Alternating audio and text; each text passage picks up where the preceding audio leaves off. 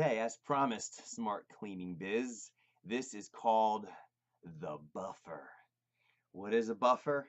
Imagine you're driving down the freeway, and in your mind you're thinking, back in driver's ed, I was taught to do 7 seconds, or maybe it's 5 seconds in your state, behind the car in front of me. Because if there's not a buffer of 7 seconds, then if the car in front of me stops, so do I. Except I stop in their rear bumper. And then insurance cards come out and just pray that no one's injured. There's too many people that have no buffer in driving and no buffer in life. Let me share something, and you'll see how this comes back to cleaning. Let me share something. It's called the planning fallacy. I don't do this much, so my eyes are going to shift down. I'm going to read something. The planning fallacy is a phenomenon in which predictions about how much time will be needed to complete a future task display an optimism bias and underestimate the time needed. This phenomenon occurs regardless of the individual's knowledge that past tasks of a similar nature have taken longer to complete than generally planned. The bias only affects predictions about one's own tasks. When outside observers predict task completion times, they show a pessimistic bias, overestimating the time needed.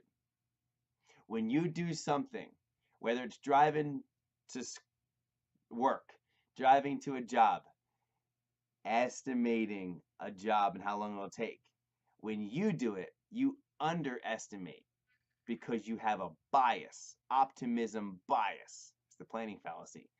When someone else, maybe a coach or someone else, estimates for you how long it'll take you to get to the grocery store and back, or how long it'll take you to clean a job and get back home, someone else will estimate it, overestimate it. They don't have that bias. They have a pessimistic bias. You, and me, we have an optimistic bias. This is called the planning fallacy. And I learned about this through one of my favorite books of all time, Greg McKeown, Essentialism. This is in chapter 15. And now let me relate this back to you and how this can change your business today. No charge. Although to the details of this, I do teach the art of the estimate in my program, in my ISO model program and coaching system. But here's the very, very basics. This will help you. You don't have to buy anything from me to get this. This will help you.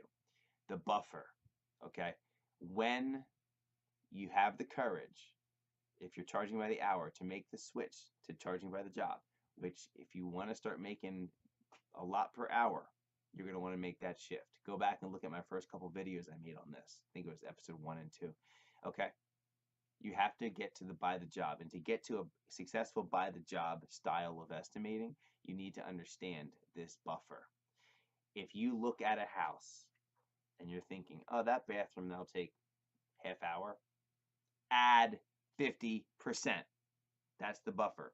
Add 50%.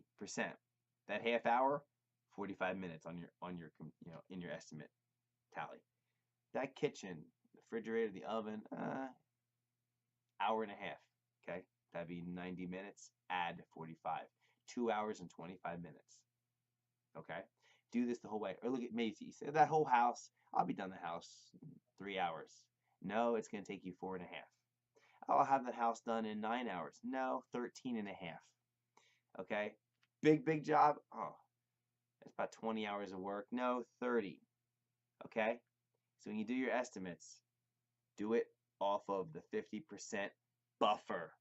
Otherwise, you're cleaning real hard, driving behind the car in front of you. You're cleaning, and smack! Your estimate's dead, and you make no money.